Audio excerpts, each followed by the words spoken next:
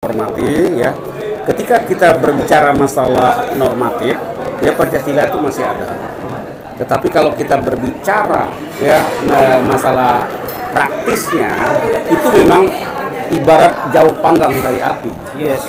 Karena apa? Oke, assalamualaikum warahmatullahi wabarakatuh.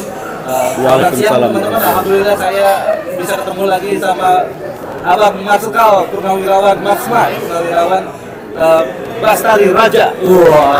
Hari ini beliau mengisi acara, mengisi dialog di sebuah rakor dari relawan Anies Baswedan. Ya. Tapi kita tidak akan bicara soal Anies Baswedan. Ya. Jadi kemarin Bang Jenderal ini mengomentari podcast saya bersama Profesor Khairan terkait kembali ke UUD 45 asli. Di sana Prof. Khairan memang mengatakan bahwa Indonesia saat ini sudah tidak lagi berdasarkan Pancasila. Nah, itu dapat Prof. Khairan. Nah, kemudian Bang Jenderal sepertinya menonton dan kemudian mau-WA saya, enggak, kita masih berdasarkan Pancasila, dipaparkan ada datanya. Dan ini menarik teman-teman, karena kemarin juga dari kelompok yang lain juga mengatakan, iya, memang secara yuridis formal masih tidak berdasarkan Pancasila, tapi pelaksanaannya sudah tidak menjalankan spirit Pancasila lagi. Nah, kita akan bahas soal ini lebih dalam, lebih apa ya? Sepertinya soal ini lebih menarik buat saya saat ini karena kita lagi ngomong urusan teknis, tapi ngomong urusan filosofi. Wah, gimana Bang? Jadi kita masih berdasarkan Pancasila ya sebenarnya. Masih. Ya. Jadi terima kasih. Bismillahirrahmanirrahim. Profesor Khairan itu adalah guru saya, ya kan, yang saya sangat hormati ya. Ketika kita berbicara masalah normatif, ya Pancasila itu masih ada. Tetapi kalau kita berbicara ya masalah praktisnya itu memang ibarat jauh panggang dari api. Yes. Karena apa? Nilai-nilai Pancasila itu kan nilai-nilai yang sangat agung. Ya, bayangkan nilai Pancasila itu bergerak dari nilai-nilai ketuhanan. Itu pada sila pertama.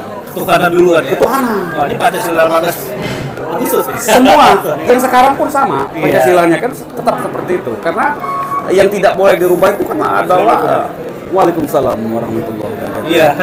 Terus itu. Nah, jadi hal yang seperti itu bahwa Pancasila itu tetap ada walaupun ya mulai dari yang Undang-Undang Dasar 1945 yang sebelum amandemen maupun yang setelah amandemen, karena sama-sama ada di dalam pembukaan Undang-Undang Dasar 1945 pada alinea keempat. Yes. Jadi tetap ada secara fisiknya masih ada tuh di situ tuh. Tapi kalau kita berbicara tentang aplikasinya itu mulai dari dulu sampai sekarang, sebelum amandemen, setelah amandemen, kalau kita bicara masalah aplikasinya memang masih panjang perjalanan kita. Ya kan? Bayangkan itu nilai-nilai ketuhanan itu akan diimplementasikan seperti apa? Ya kan? Misalnya seperti ini, saya katakanlah, bagi muslim makan di siang hari pada bulan puasa tanpa suatu alasan yang sah itu kan melanggar daripada ketuhanan yang Maha Esa. Tetapi banyak sekali ya muslim ya yang melaksanakan itu. Dia makan di siang hari tanpa alasan yang sah. Tetapi kan tidak bisa ditangkap, Pak.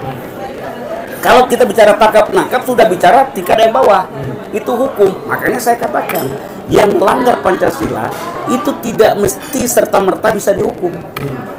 Karena yang dihukum itu adalah orang yang melanggar undang-undang, peraturan undang-undangan. Oleh karena itu, kalau kita ingin menerapkan secara kafah nilai-nilai Pancasila, materialisasikan nilai-nilai Pancasila itu mulai dari sila pertama ketuhanan Sang Maha Esa sampai kepada keadilan sosial bagi seluruh rakyat Indonesia itu ke dalam peraturan perundang-undangan, baru kita bisa menindaklanjuti. Gitu. Jadi dimaterialisasikan. Materialisasikan, wujudkan ya. Sekarang sudah dimaterialisasikan. Belum semua.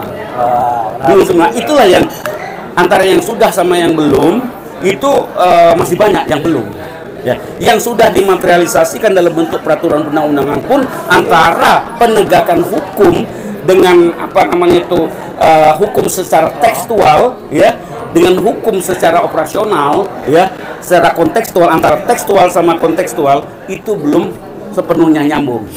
Banyak sekali faktornya. Banyak Iya, sekali iya. itu. Iya. Bang, ini kan kegelisahan. Sebenarnya sebuah negara memang harus memiliki filosofi dasar, philosophical ground slug, yaitu kalau untuk kita adalah Pancasila. Ini kalau ini ada kecenderungan Bang, kalau kemarin saya di sebuah sekolah dan ternyata di sekolah itu misalnya diskusi dengan para guru dan kepala sekolah, ternyata sejak Sisdiknas 2003, Undang-Undang Sisdiknas 2003, Pancasila bukan lagi pelajaran wajib di SD, SLTP dan SLTA gitu ya. Nah, jadi kan sekarang jangan-jangan anak-anak muda sekarang, anak-anak itu nggak tahu Pancasila nih. Baik, nah itulah yang menjadi kegelisahan daripada kelompok orang tua sebetulnya, termasuk saya, ya kan. Jadi sebetulnya bahwa Pancasila itu kan sila pertamanya ketuhanan. Di dalam ketuhanan itu ada Islam di dalamnya. Dan di dalam Islam itu ada diutus Rasul dan bukunya itu adalah Al-Quran. Jadi Rasul mengatakan ini itu utamima makarimal akhlak. Saya diutus itu untuk memperbaiki akhlak, menjadi akhlak yang karimah, yang karim, akhlak yang mulia. Jadi pendidikan akhlak yang pertama itu justru ada di rumah. Oke. Jadi kalaupun kurikulum sekolah mulai dari SD sampai universitas itu tidak mencantumkan itu, sebetulnya itu bisa diantisipasi bagaimana pendekatan orang tua kepada anaknya untuk mengajarkan akhlakul karimah di situ. Apa panduannya? Ada Al-Qur'annya, ada sunnahnya, ada gurunya, ada kiainya, dan segala macam itu bisa dimulai di rumah. Insya Allah setelah dia lepas dari SD, ya umur kira-kira umur 12 tahun itu, jadi dia sudah memiliki yang disebut dengan bekal awal, ya, untuk menghidupi kehidupan sosial yang lebih luas. Tapi kalau kita mengandalkan bahwa pendidikan akhlak itu hanya pada institusi formal sekolah, itu setiap saat itu kebijakan itu akan selalu berubah. Seperti sekarang bisa dikatakan tidak ada lagi pelajaran tentang itu. Tidak wajib maksudnya. Ya, tidak wajib. Ya. Oke teman-teman, itu tadi soal Pancasila, semoga menjawab. Nah, tapi hari ini kita mendengar kabar Bang Jenderal ini akan pergi nanti jam 15.00 ke Jakarta karena ada urusan terkait dengan judicial review dari Kepres 17 2022 dan Impres 2 2023. Ya, itu kalau saya juga dikasih informasinya, ada surat kuasanya ya, diberikan oleh Majen Kiflan Zain Purnawirawan kepada Alamsyah Hanafiah, pengacara senior, dan beberapa pengacara lain termasuk Bang Egy Sudiana, yaitu untuk judicial review. Abang juga terlibat di sana sepertinya. Sebenarnya begini, sore ini kan saya diundang yaitu sana untuk bincang-bincang ya.